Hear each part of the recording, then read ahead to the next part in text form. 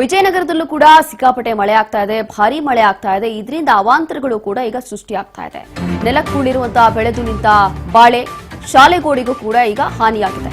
ವಿಜಯನಗರ ಜಿಲ್ಲೆಯ ಉಜ್ಜಯಿಸಿ ವ್ಯಾಪ್ತಿಯಲ್ಲಿ ನಡೆದಿರುವಂತಹ ಘಟನೆ ಇದು.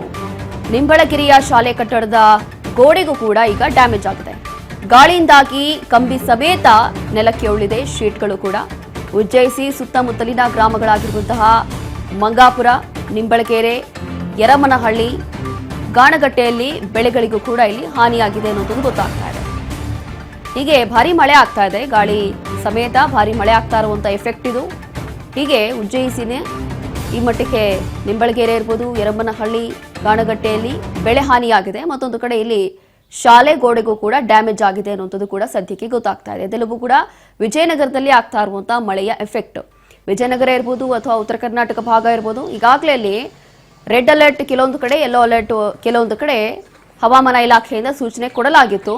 ಅಲರ್ಟ್ ಕೂಡ ಮಾಡಿದ್ರು, ಅಂದ್ರೆ ಈ ಮಟ್ಟಕ್ಕೆ ಮಳೆ ಆಗುತ್ತೆ ಅಂತ ಹೇಳಿ.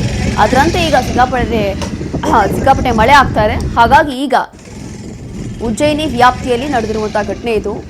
ಈ ಮಟ್ಟಕ್ಕೆ ಶಾಲೆ ಗೋಡೆಗೂ ಕೂಡ ಡ್ಯಾಮೇಜ್ ಆಗಿದೆ. ಅದಾದ ನಂತರ ಮರಗಳು ಎಲ್ಲವೂ ಕೂಡ ನೆಲಕ್ಕೆ ಉಳುತ್ತಾ ಇದೆ.